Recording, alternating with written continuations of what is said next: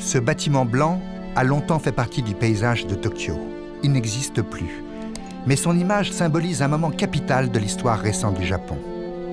Quelques mois après Hiroshima et Nagasaki, quand le Japon était sous occupation américaine, c'est là que 25 anciens dirigeants japonais ont été publiquement jugés par un tribunal international pour crimes de guerre, crimes contre l'humanité et crimes contre la paix. Leurs procès ont mis en lumière la conduite souvent barbare des troupes nippones en Chine et dans le Pacifique, de 1931 à 1945. Pour les Japonais, les révélations à propos de Nankin ont été parmi les plus surprenantes, les plus difficiles à entendre de ces procès. Ainsi, le général Matsue n'était plus le héros de la victoire de Nankin. Il était jugé pour les effroyables massacres commis dans cette même ville par ses soldats. Alors, le 12 novembre 1948, lorsque le président du tribunal prononça les 25 sentences, celle de Matsue était particulièrement attendue.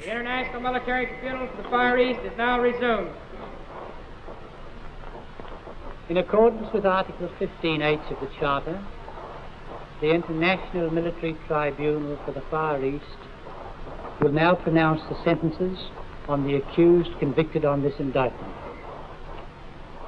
Comme 6 autres des accusés, le général Matsue était condamné à la plus lourde peine.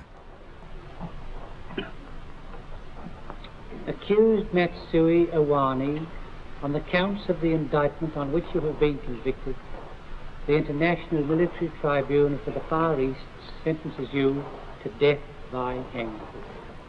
Sa sentence, comme toutes les sentences, ont été retransmises le jour même à la radio. Pour la presse internationale que l'on voit ici photographier une dernière fois les accusés, le récit du sac de Nankin par des témoins occidentaux avait été un des moments les plus frappants de ces procès. Fin 1937, les troupes nippones avaient semé la terreur à Nankin et selon ces témoins, ils avaient massacré en 2 mois plus de 100 000 Chinois, prisonniers et civils. Mais au Japon, rares sont les anciens soldats qui aient osé ou osent encore confier leur mémoire. Et récemment, la tragédie de Nankin a perdu la place qu'elle a eue dans les livres scolaires. Pourtant, Nankin est crucial pour comprendre cette guerre totale conduite par le Japon, en Chine et puis dans le Pacifique. Une guerre de colonisation dont le bilan a été de plus de 20 millions de morts.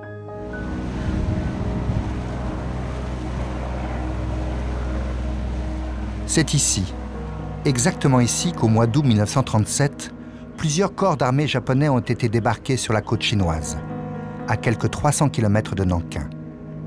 En 1937, il n'y avait là que la mer et des kilomètres de rivages marécageux. Aujourd'hui, c'est une des zones industrielles de la mégalopole de Shanghai. Avant de conquérir Nankin, la capitale, le cœur, la ville phare de la Chine depuis plus d'un millénaire, il fallait d'abord s'emparer du port de Shanghai. Et il était d'autant plus important de s'en emparer que Shanghai était alors le poumon économique de la Chine. Les stratèges japonais avaient prévu que Shanghai tomberait en 8 jours. En fait, les troupes chinoises du président Chiang Kai-shek sont parvenues à résister 3 longs mois. Mais face à la supériorité écrasante des troupes et de l'aviation japonaise, le rempart pour la défense de Nankin finit par s'effondrer. Les troupes chinoises les plus fidèles à Chiang Kai-shek se replièrent sur Nankin. Les autres se dispersèrent plus à l'intérieur du pays. Fuyant les zones de combat, des centaines de milliers et bientôt des millions de civils chinois prennent à leur tour le chemin de l'exode. Après 3 mois de combat, des renforts de troupes japonaises sont débarqués juste au sud de Shanghai. Et en novembre 1937, c'est près de 200 000 soldats qui partent à la conquête de Nankin. 1 mois de marche forcée pour parcourir les quelques 300 km qui séparent ces 2 grandes villes chinoises. Les soldats disposent de beaucoup de munitions, mais de peu de vivres.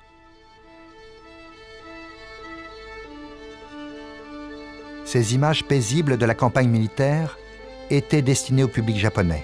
Elles sont passées dans toutes les salles de cinéma du pays. Mais la réalité de cette campagne a été tout autre. L'histoire du sac de Nankin commence là, dans les villes et les villages, sur les routes qui mènent à la capitale.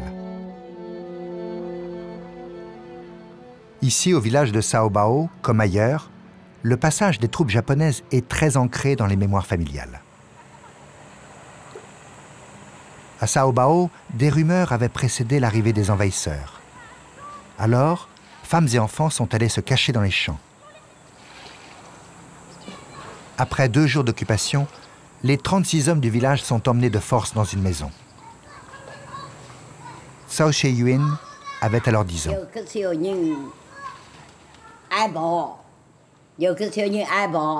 Je me souviens d'un petit garçon, un gardien de canard qui courait partout en criant que les Japonais étaient en train de verser de l'huile aux 4 coins de la maison. D'abord, on s'est demandé ce qu'ils étaient en train de faire avec de l'huile. Après, on a compris que ce n'était pas de l'huile, mais de l'essence, et que c'était pour mettre le feu à la maison. Parce que les Japonais avaient fait ramasser plein de choses en bois, ici, dans le village, mais aussi ailleurs, et même dans le village là-bas derrière. Et ils avaient fait mettre tout ça à l'intérieur de la maison. L'incendie a duré longtemps et personne n'est sorti vivant. Après, on ne pouvait plus reconnaître personne. Ils ne ressemblaient plus à des hommes. Michiharu Akai était de ces soldats japonais en route pour Nankin. Il a 94 ans. Après la guerre, il est revenu à la ferme familiale et ne l'a jamais quittée.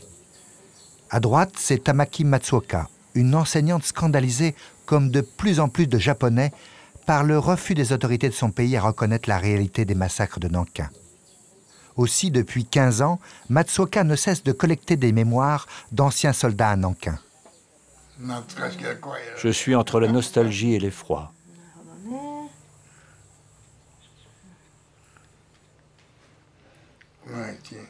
Beaucoup de gens ont été tués comme ça. Ils creusaient d'abord leur trou. Ils creusaient un trou? Ça se terminait comme ça. Le trou avait été creusé et... Ce genre de choses est arrivé à Nankin? Pas qu'à Nankin. Partout? À Joshua, par exemple? Nous, on n'avait pas le temps de creuser. Vous savez, notre chef de compagnie se moquait de ça. Avec lui, tout le monde y passait. Ils étaient tués à la baïonnette ou bien au fusil?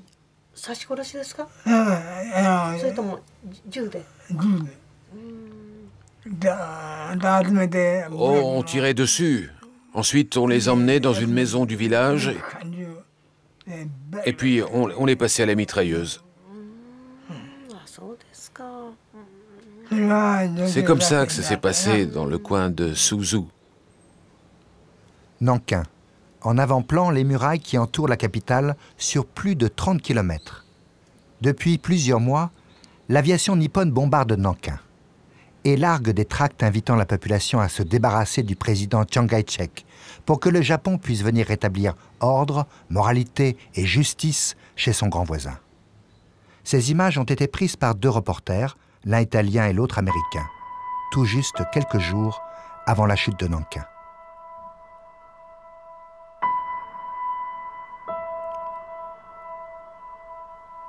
Chiang Kai-shek, ses ministres, le maire de Nankin et ses fonctionnaires sont déjà partis. Les 21 portes de la ville vont être fermées, barricadées, sur ordre du commandement militaire chinois. Mais les troupes repliées à Nankin sont mal équipées, désorganisées, démoralisées. Elles sont loin de rassurer les habitants. Parmi les derniers civils à vouloir quitter la ville, ce sont surtout des petites gens qui n'ont nulle part où aller. Ils sont nombreux à espérer qu'une fois les Japonais à Nankin, la vie sera enfin un peu plus paisible. Sur la voie ferrée de l'autre côté du fleuve, ceux qui attendent encore un train ne le verront jamais venir. Il est trop tard. Pour s'éloigner de la ville et des zones de combat, il faut remonter le fleuve Yangtze. À Nankin, seule l'ambassade du Japon reste ouverte. Celle des États-Unis est la toute dernière à fermer ses portes lorsqu'il paraît évident que la sécurité du personnel et de ses ressortissants ne peut plus être assurée.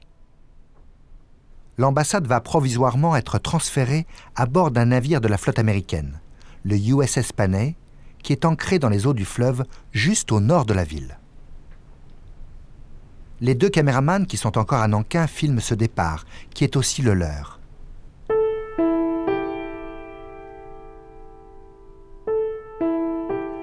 Mais dans moins de 2 jours, l'ambassade flottante des États-Unis va être bombardée par l'aviation japonaise.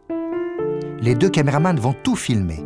L'attaque du USS Panay sera grandement médiatisée et l'incident va provoquer les foudres de Washington avec des demandes d'excuses.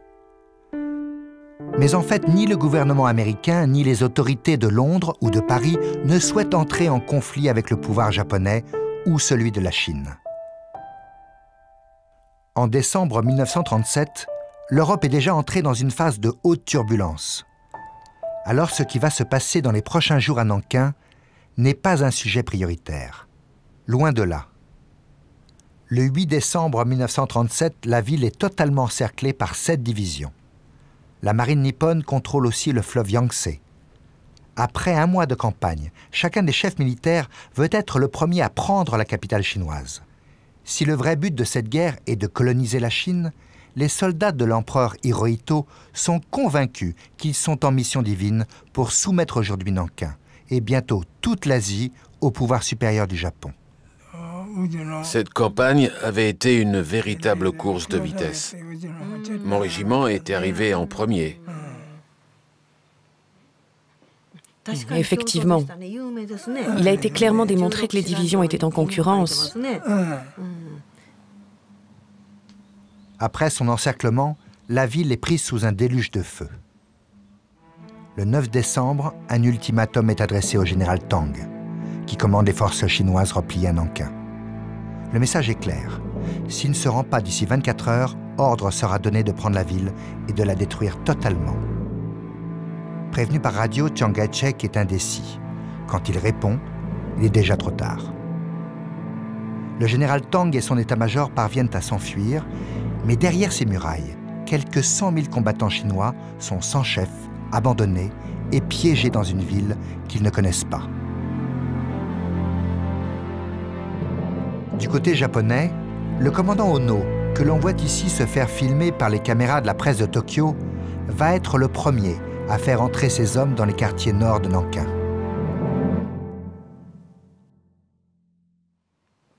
Vous êtes donc passé par-dessus les murailles? Oui. Et puis après, on a foncé. Mais il n'y avait plus personne.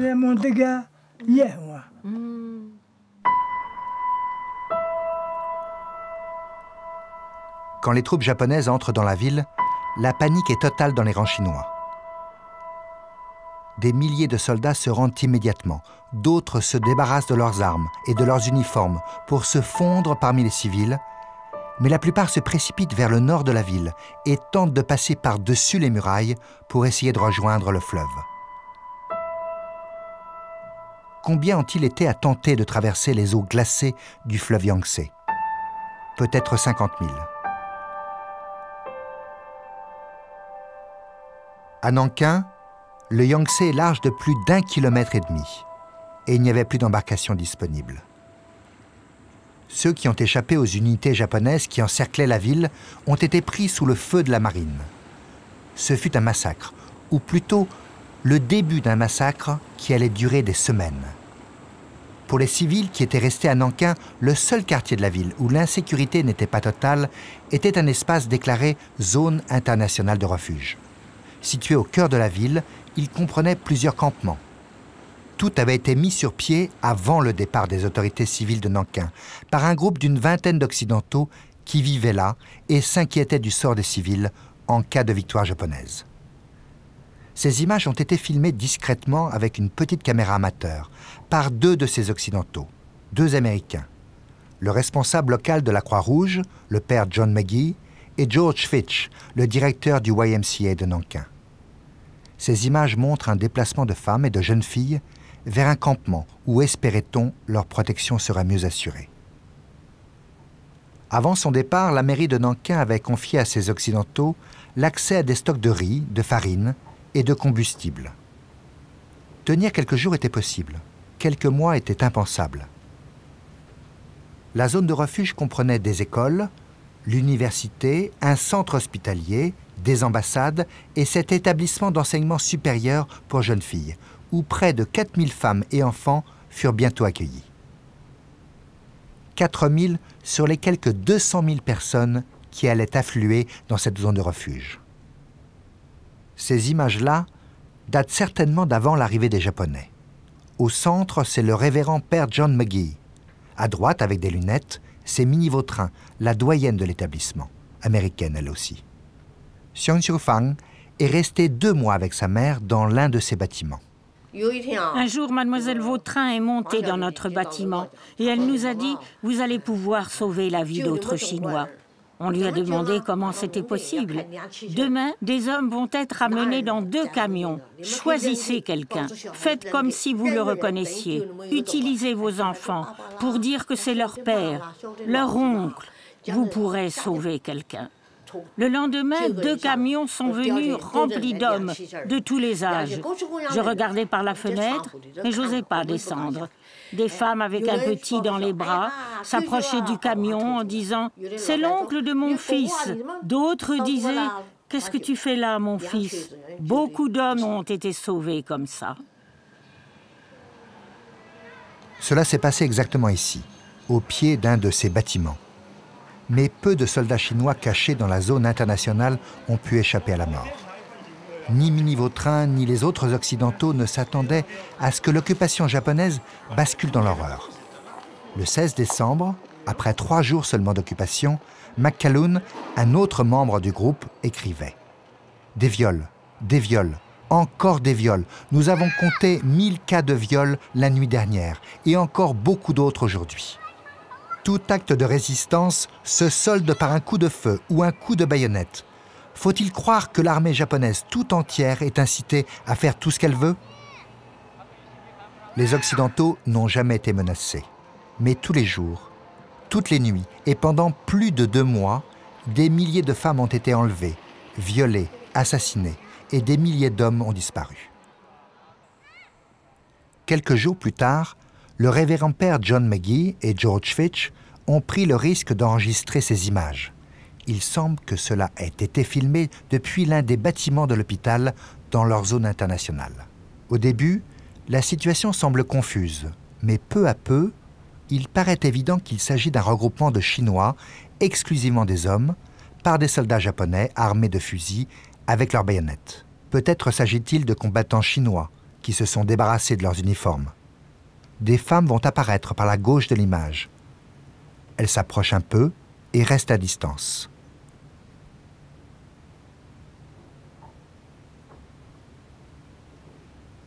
Et maintenant, il y a une 3e femme. Elle s'est mise à genoux. Un soldat japonais semble vouloir les maintenir à distance. Ces images témoignent d'une situation qui, selon tous les Occidentaux présents à Nankin, s'est répétée pendant des semaines. Beaucoup d'exécutions ont eu lieu au bord du fleuve. Pendant les premiers jours de l'occupation, ordre a été donné d'économiser les munitions et de tuer à l'arme blanche ceux qui étaient capturés. Ceux que vous passiez ainsi par les armes, ils portaient quel genre de tenue? Comment étaient-ils habillés?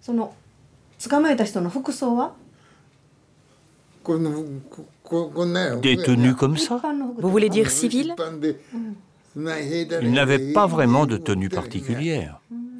Ils étaient habillés normalement, comme des paysans. C'est ça. Comment saviez-vous que c'étaient des soldats? À leur casquette. C'est ça, la casquette militaire ou la marque de la casquette, là au front. On m'a déjà raconté que pour confondre les soldats ennemis qui avaient changé de tenue, vous regardiez s'ils avaient une marque au front. Vous faisiez ça? Nous, on ne faisait pas de contrôle comme ça. Vous ne faisiez pas de contrôle. Mais vous les passiez tous par les armes. C'est ça. On les tuait tous. Le 17 décembre, les troupes japonaises entrent par la porte sud pour leur défilé de la victoire. En tête de cortège, le général Iwane Matsue, le plus haut responsable militaire japonais en Chine centrale. Il est suivi par les chefs des 2 corps d'armée. À droite, c'est le prince Asaka, un oncle de l'empereur. Au Japon, les images de ce défilé vont formidablement servir la propagande. À Tokyo, un commentateur écrira En ce grand jour de l'histoire de ce siècle, 4 mois après que nos armées aient été engagées en Chine centrale dans une guerre sainte, nous avons capturé la capitale ennemie et notre influence va maintenant s'étendre à toute la Chine. Pour ces soldats, il s'agit bien d'une guerre sainte, puisqu'ils se considèrent comme le bras armé de l'empereur Hirohito qui est d'essence divine. Cette mission civilisatrice leur donne tous les droits. Déjà, à l'école, ils ont appris combien ils sont supérieurs à leurs voisins chinois. À la caserne, on leur a martelé que ce sont des sous-hommes. Mais cette mission divine n'est en réalité qu'une guerre de conquête, destinée à coloniser la Chine entière. En moins de 5 ans, 2 600 000 civils japonais seront installés en Chine. Prendre la capitale de Nankin était essentiel. Et l'occupation militaire fut d'autant plus brutale et impitoyable qu'elle devait servir d'avertissement au pays tout entier. C'est au cours de cette même journée que plus de 13 000 soldats chinois gardés depuis quelques jours dans ces baraquements sont emmenés à l'écart de la ville pour être exécutés. Le jeune officier Kurihara est de ceux qui les conduisent à leur mise à mort. Kurihara attendra les années 1980 pour rompre brutalement son silence et faire savoir avec ses dessins comment et où le massacre a eu lieu. Le fléchage en rouge indique la direction prise par la colonne de prisonniers pour aller vers le fleuve Yangtze. Et les prisonniers, 13 500 hommes, selon Kurihara, furent encerclés et tués avec des mitrailleuses postées en demi-cercle.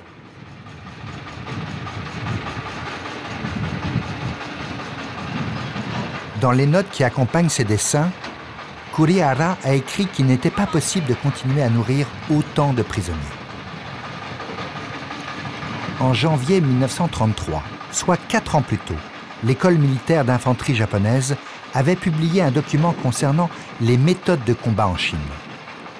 Au chapitre prisonniers, il est signifié mot pour mot que tuer des prisonniers est une façon possible et sans conséquence de gérer le problème, dans la mesure où en Chine, presque personne n'est enregistré à l'état civil. À Nankin, ces collines sont connues pour leurs grottes. De célèbres et très vénérables ermites y auraient vécu. En décembre 1937, l'une de ces grottes était occupée par des ouvriers employés dans une carrière de pierre. Le jeune Wang Zhensu avait 16 ans. Il vivait et travaillait là avec son père. C'est là, dans l'après-midi, qu'ils ont entendu d'abord des tirs à la mitrailleuse. 2 jeunes avaient échappé à la fusillade et aux coups de grâce à la baïonnette. Ils s'étaient enfuis le long du fleuve jusqu'à l'endroit où il y a un petit chemin qui menait à notre grotte. Ils sont arrivés couverts de sang partout. C'est pour ça qu'on est allé leur chercher des vêtements sur des morts. Les 2 jeunes nous ont tout raconté. Nous, on était trop loin pour voir ce qui s'est passé, mais ils ont tout raconté. Vous vous souvenez de détails qu'ils ont racontés? Les 2 jeunes avaient dit qu'après les tirs de mitrailleuse, les soldats japonais s'étaient approchés et avaient donné des coups de baïonnette à tout le monde, l'un après l'autre. Pas à ceux qui étaient déjà morts, mais aux autres, à ceux qui criaient. Un coup de baïonnette et ils ne disaient plus rien. Et après, les Japonais ont jeté de l'essence. Avec la lumière du feu, les 2 jeunes ont pu se diriger et c'est comme ça qu'ils sont arrivés jusqu'à l'endroit où il y avait le chemin qui allait à notre grotte. C'est au cours de cette même journée que le général Matsue et ses chefs d'armée se sont prosternés vers l'est, en direction du Japon et du palais de leur empereur. Puis, le général Matsue a eu le privilège de porter haut et fort les 3 banzai de la victoire.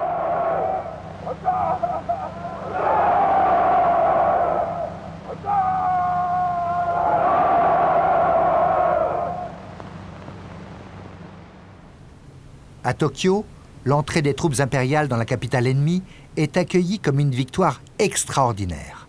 En de telles circonstances, tous ceux qui le peuvent se rendent au temple Yasukuni pour rendre hommage aux âmes des soldats morts pour la patrie. En ce jour de gloire, c'est aussi l'occasion de venir jusqu'aux portes du palais de l'empereur Hirohito. Dans le Japon de 1937, les livres scolaires vantent les joies d'être soldat sous le drapeau du soleil levant.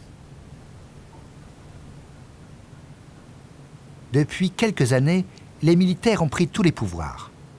L'empereur fait preuve de docilité, les élites sont à leurs bottes, et l'esprit des va-t-en-guerre souffle jusque dans les écoles primaires.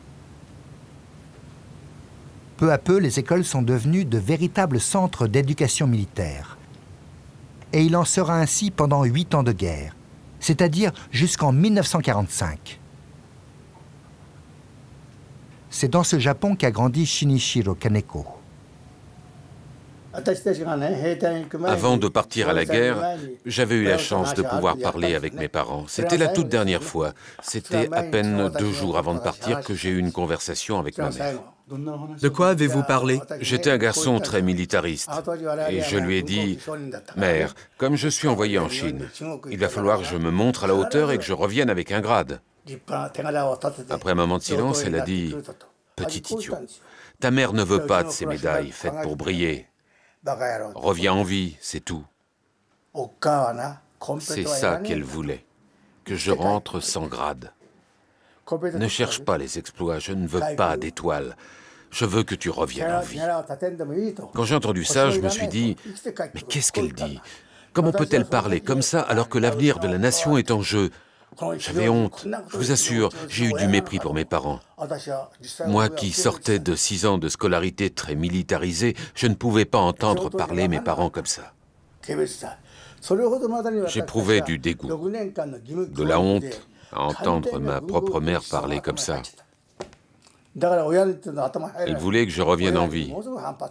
Mais moi, ce qu'on m'avait inculqué comme valeur, c'était la loyauté envers l'empereur, l'amour de la patrie, tout ce qui s'ensuit. Voilà de quoi on nous avait littéralement bourré le crâne. Il y avait d'ailleurs un livre qu'on étudiait à l'école. C'était « Bonjour Ichitaro ». Ichitaro, c'était l'histoire d'un garçon qui, au moment de la guerre russo-japonaise, avait été envoyé combattre. Le jour de son départ, sa mère lui avait dit « Ichitaro, mon fils, quand tu feras face à l'ennemi, fais ton devoir, honore ton empereur et ton pays. » Ce livre m'avait beaucoup impressionné. Pour nous, une mère japonaise devait se comporter comme ça. Alors, quand j'ai entendu ce qu'elle m'a dit, je n'avais que mépris pour elle. Depuis cette guerre et la défaite de la Grande Russie en 1905, le Japon a fait preuve d'un appétit insatiable de conquête. La Corée en 1910, puis la Mandchourie en 1931. Maintenant la Chine centrale avec Nankin, Shanghai et Pékin. Et après 1941 et l'attaque de Pearl Harbor, c'est toute l'Asie du Sud-Est qui va basculer sous domination japonaise. En 1943, l'Empire s'étendra à l'ouest jusqu'aux portes de l'Inde et au sud jusqu'à celles de l'Australie. Vous aviez d'abord combattu en Mandchourie et vous étiez déjà soldat de première classe. Oui, c'est ça. En tant que première classe, vous aviez donc de l'expérience. Un jour, vous m'aviez expliqué comment vous appreniez aux jeunes recrues à se servir pour de vrai de leurs baïonnettes. Pas des simulations, mais pour de vrai. Oui, pour de vrai. Ça se faisait sur des prisonniers, c'est bien ça. Ils avaient appris à se servir de la baïonnette. Mais après, quand il fallait transpercer quelqu'un pour de vrai, ils faisaient moins les fiers. Et si j'ai bien compris, il est clair que les jeunes recrues ne pouvaient pas faire autrement que d'obéir aux ordres de passer ces prisonniers à la baïonnette. Bien sûr, ils étaient forcés d'obéir. On leur disait que les ordres de leurs supérieurs étaient les ordres de l'empereur et qu'il fallait y aller. Sous prétexte d'exécuter des ordres issus d'un pouvoir divin, les jeunes recrues envoyés pour coloniser la Chine apprennent aussi à tuer impunément des femmes et des enfants. Ce sont moins les combats que de tels actes de barbarie qui ont coûté la vie à plus de 15 millions de Chinois. Je me souviens d'un ordre de tuer tous les villageois. Et ça, c'était un ordre. Nous devions les tuer. C'est ce qu'on attendait de nous, même si on se sentait incapable de le faire. Ce sentiment de refus, on ne le portait pas en nous bien longtemps. Après une année d'expérience, ça devenait différent. Pour ceux qui étaient des soldats de 3e ou de 4e année, il n'y avait plus de place pour de tels sentiments. Mais quand on était soldat de première année, la lutte était terrible. C'était très difficile de pointer son fusil sur des enfants. On fermait les yeux avant de tirer dessus. S'ils étaient touchés, c'est parce qu'ils n'avaient vraiment pas de chance.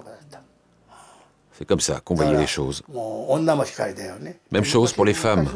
Avant, dans les villages, les femmes, vous savez ce que c'est que les pieds bandés. Vous savez, elles ne pouvaient pas s'enfuir. On pouvait les tuer n'importe quand, mais souvent il y avait des enfants avec elles, alors on n'arrivait pas à se décider à les tuer. Mais ce que voulaient les soldats avec de l'ancienneté, c'était pas les tuer. Non, c'était les violer. C'est ça qu'ils voulaient. Nous, les soldats de première année, on n'y avait pas droit. Les anciens, ils se disaient, de toute façon, on va les tuer, alors autant commencer par les violer.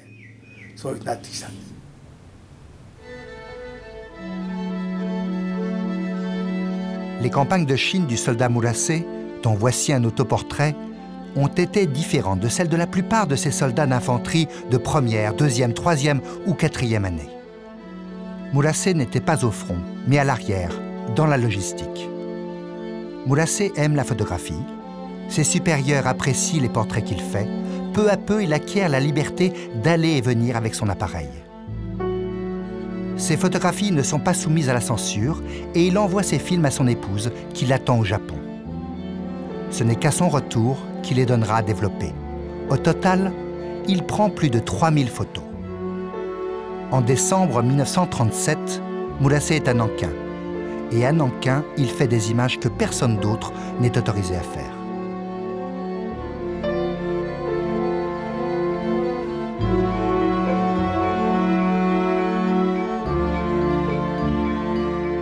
Les photos de Murassé n'ont pas été publiées avant la fin des années 1980, même décennie pour les dessins de Kurihara. Et c'est au cours de ces mêmes années que Nankin a disparu des livres scolaires japonais et que des militants comme Matsuoka ont commencé à collecter des mémoires d'anciens combattants à Nankin. Des mémoires orales, des dessins ou des écrits. Ce sont parfois de simples carnets de soldats confiés discrètement ou même de façon anonyme.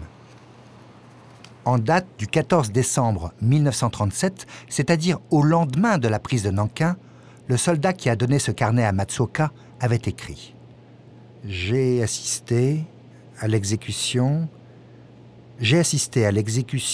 de soldats au bord du fleuve Yangtze.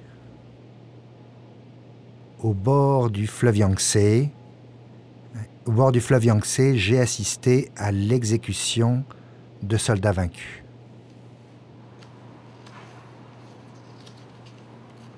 Tous les soldats avaient sur eux un petit carnet comme celui-ci.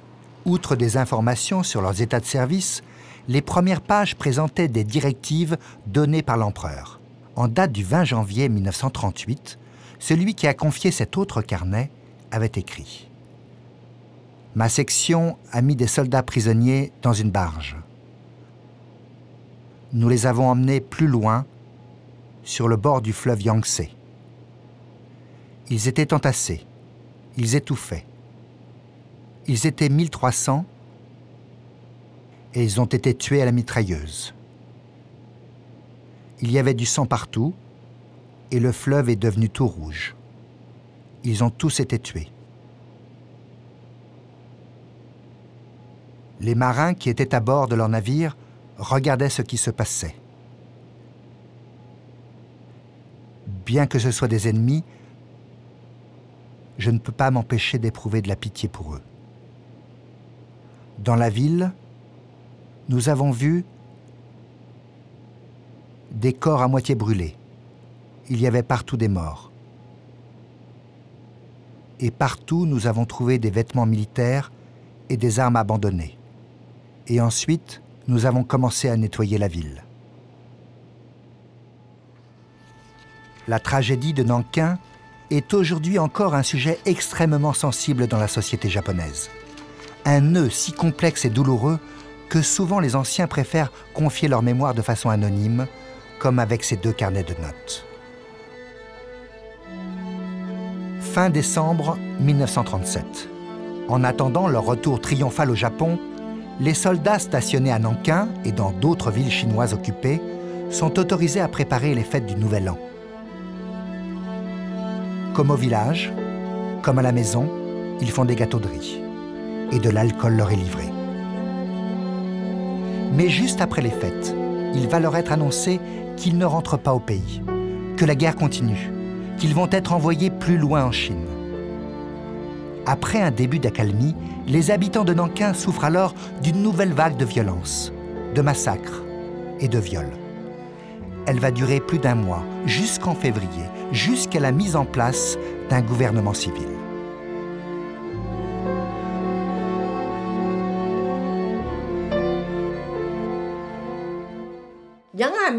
Un jour, mon père a décidé de retourner à la maison avec moi pour aller chercher des provisions. Je n'avais plus mes couettes, mais les cheveux coupés très courts, presque rasés, pour avoir l'air d'un garçon. Mon père avait pensé qu'en venant avec un enfant, ce serait mieux pour lui. En arrivant, on a vu que la porte avait été forcée. Elle était ouverte. En repartant vers le camp de réfugiés, à la hauteur du cinéma Tarwa, il y avait une dizaine de Japonais en train de donner des coups de baïonnette à un homme emmitouflé dans une couverture. Il y avait du sang partout. J'ai eu très peur. Mais on ne s'est pas retourné et on a continué en marchant normalement. On nous avait dit de ne pas s'enfuir devant les Japonais et de s'arrêter tout de suite s'ils nous appelaient. Et on a continué comme ça, jusqu'au grand carrefour. Dans la zone de refuge, les stocks alimentaires arrivent à épuisement. Mais les forces d'occupation refusent que de l'aide leur parvienne de Shanghai. Pour beaucoup de familles, il devient impératif de sortir des camps pour trouver de quoi se nourrir, au risque de tomber sur une patrouille, comme celle de Hisaji Kato. On vous envoyait en réquisition? Ça m'arrivait. Qu'est-ce que vous alliez chercher? On appelait ça de la réquisition. Mais ce qu'on cherchait surtout, c'était des objets de valeur et des filles. Entre soldats, ce qu'on appelait la réquisition, c'était d'abord aller chercher des filles. Elle se cachait où? N'importe où. Comme par exemple? Dans des coffres, des endroits pareils. Elle se cachait et vous les attrapiez. Et après? Vous étiez combien? En mission pour sécuriser la ville, je prenais un soldat avec moi, on les violait, on en faisait ce qu'on voulait. Vous en avez attrapé beaucoup à Nankin? J'en sais rien, moi. Souvent? Oui. Tous les jours? Oui, tous les jours. Des femmes se défendaient? Non. Pourquoi? La peur d'être tuée. Certaines ont été tuées? Si elles résistaient, on les tuait. Vous en avez tué? Oui. Quel genre? Comment ça, quel genre? Des jeunes filles? Bah, des femmes. Vous les attachiez? Jamais. Elles avaient trop peur de bouger? Attrapées, elles étaient violées.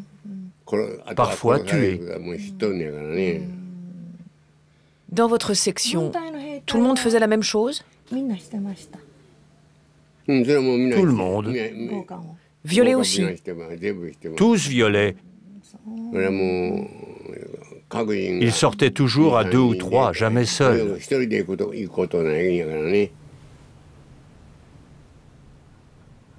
Dans ce dispensaire, géré lui aussi par les Occidentaux de la zone internationale de sécurité, il arrive tous les jours des femmes, et même de très jeunes filles effroyablement blessées. Avec leur caméra, George Fitch et le révérend père John Magee continuent à enregistrer des images. Des images qui un jour témoigneront au monde des souffrances endurées à Nankin, totalement isolé du monde pendant près de 2 mois. Lorsque Fitch quittera Nankin pour rejoindre les États-Unis, il emportera avec lui tous les films cousus dans son manteau. En attendant, jour après jour, les Occidentaux enregistrent les noms, âges et adresses des victimes de violences qui leur sont déclarées. Ils déposent aussi des lettres de plainte à l'ambassade japonaise. À ces lettres sont joints des rapports ainsi rédigés. Jeudi 16 décembre. Dans l'après-midi, une femme a été violée dans cette maison, au 11 de l'avenue Mokan. 7 autres soldats sont entrés dans la bibliothèque de l'université de Nankin. Ils ont emmené 7 femmes. 3 ont été violées sur place. Plus de 11 viols ont été enregistrés ce jour-là. Samedi 18 décembre. Plusieurs filles ont été violées dans cette maison. L'une d'elles avait 17 ans. Elle est morte. Au numéro 5 de la même rue, une autre fille a été violée par plusieurs soldats.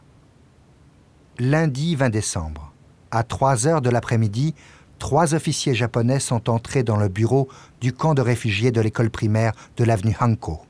Le personnel leur a parlé avec l'aide d'un interprète. Ils ont fait sortir tout le monde, sauf 2 femmes. Ils les ont violées dans le bureau. Vendredi 30 décembre, dans l'après-midi, 2 soldats japonais sont entrés au 64 avenue Peiping, dans la résidence d'un membre de l'ambassade d'Italie. Ils ont emmené 2 filles et volé 100 $. L'une des 2 filles a été relâchée, l'autre n'est jamais revenue. Dimanche 29 janvier, 3 femmes ont été violées dans cette maison. Un peu plus loin, une jeune fille est sortie d'un camp de réfugiés pour aller acheter de la farine. Des Japonais l'ont emmenée avec 20 autres filles dans un camion. Elle seule a réussi à s'échapper. On se conduisait mal, on faisait ce qu'on voulait, mais on avait des règlements.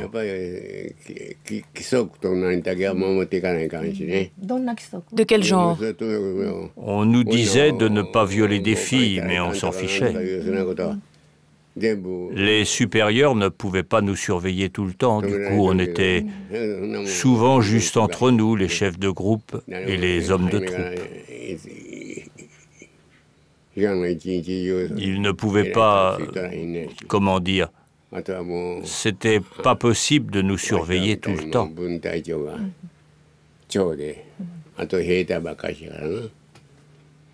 Il y avait la police militaire? Oui, mais ils ne traînaient pas dans nos parages. Ils savaient qu'on se comportait mal. Et s'ils avaient voulu appliquer le règlement, il aurait fallu arrêter tout le monde. Et celui qui commandait la compagnie? La mienne? Vous vous souvenez du nom de celui qui la commandait? C'était Tanaka, le chef de compagnie. Est-ce qu'il... Arrêtez de lui poser des questions. Il se souvient de rien. Je comprends. Désolée. Février 1938. Matsue, celui qui avait crié les 3 bonsaïs de la victoire, est rappelé à Tokyo. En fait, le vieux général encombre. Depuis la prise de Nankin, il doute de ses chefs d'armée et des comportements de leurs troupes. Son dernier discours n'est pas vraiment triomphaliste.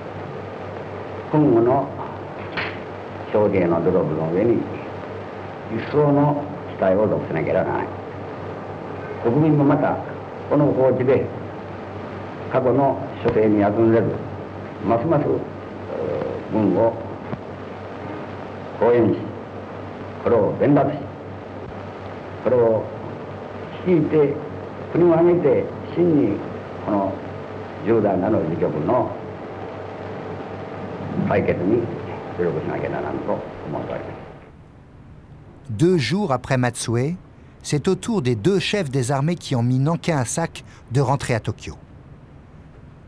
On les voit ici embarqués à Shanghai. À Nankin, un pouvoir civil chinois a été désigné par l'occupant.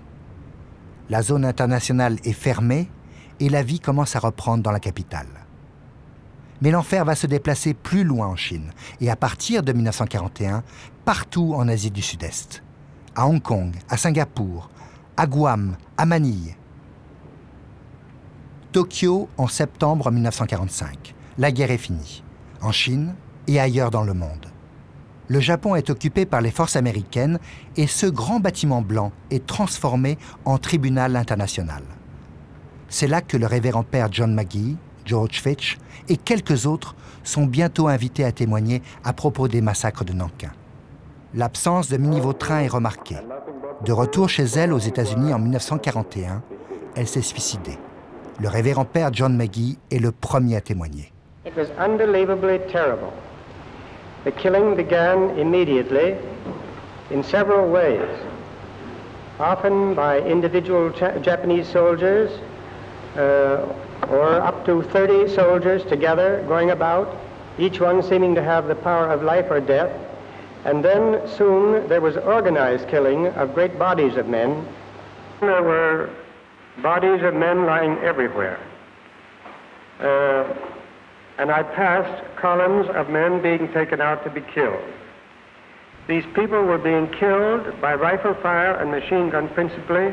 Also we knew of groups of several hundred being bayoneted to death. À Tokyo et partout au Japon, ces procès ont été vivement critiqués. Par les uns parce que c'était des jugements de vainqueurs, par d'autres parce que l'empereur en était le grand absent. Il n'empêche que ces procès ont fait savoir que Nankin n'avait pas été une glorieuse victoire, mais un massacre, et qu'il y avait eu beaucoup d'autres Nankins pendant ces 15 années de guerre. Mais les préoccupations de la majorité des Japonais étaient ailleurs. En 1946, 48, 50, c'était le temps du retour progressif des soldats retenus en Chine ou ailleurs dans des camps d'internement. C'était le temps de la reconstruction d'un Japon ravagé, épuisé par une guerre si longue. C'était aussi le temps d'aller au temple Yasukuni pour honorer la mémoire de ceux qui avaient fait leur devoir mais qui ne sont jamais rentrés. Au Yasukuni, les noms de 2 millions de morts pour la patrie ont bientôt été ajoutés. Dans ces années-là, un silence autour de Nankin se forge et il s'épaissit vite lorsque la Chine devient communiste. De victime, la Chine de Mao devient l'ennemi numéro 1 et les forces américaines vont jusqu'à recruter des aviateurs japonais pour retourner bombarder des villes chinoises. 30 ans plus tard, en octobre 1978, la direction du sanctuaire a pris une décision qui a compliqué la mémoire de Nankin et de toutes ces années de guerre. Les noms des 7 condamnés à mort au procès de Tokyo ont été ajoutés à la liste des âmes à honorer. La mémoire du général Matsue y est donc aujourd'hui célébrée, comme l'est aussi celle du général Tojo, qui déclara la guerre à l'Amérique en attaquant Pearl Harbor. Cette décision et celle plus récente encore de minimiser la tragédie de Nankin dans les livres scolaires ont scandalisé de nombreux Japonais. C'est alors que Tamaki Matsuoka et d'autres militants ont commencé à collecter des mémoires d'anciens de Nankin et d'autres mémoires sur les routes de Nankin. Au village de Saobao, le bâtiment dans lequel les 36 hommes du village furent brûlés vifs n'a jamais été reconstruit. Enterrés ensemble parce que les familles ne pouvaient pas les reconnaître, leurs âmes n'ont pas pu trouver la paix. Elles sont devenues errantes. Aujourd'hui, les villageois en éprouvent un sentiment de culpabilité. Chez Bao Hafeng, il y avait eu 4 morts. C'était pas possible de les reconnaître. Ils ne ressemblaient plus à rien. C'est comme si on ramassait de la terre dans des paniers. Alors comment on aurait pu les reconnaître? Si on avait pu les reconnaître, chaque famille aurait pu s'occuper de ses morts et on les aurait ramenés chez nous.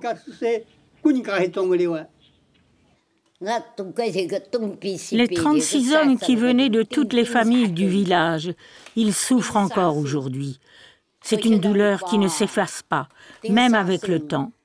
À chaque fête, c'est le sentiment que l'on a. Pour calmer leur peine, on achète tout ce qu'il faut. On prépare de la monnaie en papier argenté et des petits lingots à brûler pour que les morts aient de l'argent. On brûle ça dans la maison, dans la cour, et on pleure. Et on invite ceux qui savent réciter les prières, et puis on les appelle à haute voix pour essayer de les consoler et pour qu'ils viennent chercher les offrandes. Il y a une famille Eh bien, chaque fois qu'on s'occupe de nos morts, eh bien, eux, ils sortent le chapeau en tissu oublié par le père qui était avec les autres hommes du village. C'est pour lui donner. C'est pour qu'il se sente mieux. C'est pour qu'il vienne chercher son chapeau. Tout cela fait beaucoup de douleur pour toutes les familles. Et c'est difficile à vivre. Tout ce que je raconte là, c'est difficile à dire. Surtout à quelqu'un qui est étranger. Partout, dans tous les villages, dans toutes les villes, sur toutes les routes entre Shanghai et Nankin, le long du fleuve Yangtze comme ailleurs, les anciens se souviennent du passage des troupes japonaises comme d'un souffle dévastateur. Partout, des monuments ont été érigés comme autant de traces pour ne pas oublier. Le premier de ces monuments se trouve là où, en 1937, il n'y avait qu'un rivage, face à la mer. C'est là que plusieurs divisions japonaises en route pour Nankin furent débarquées.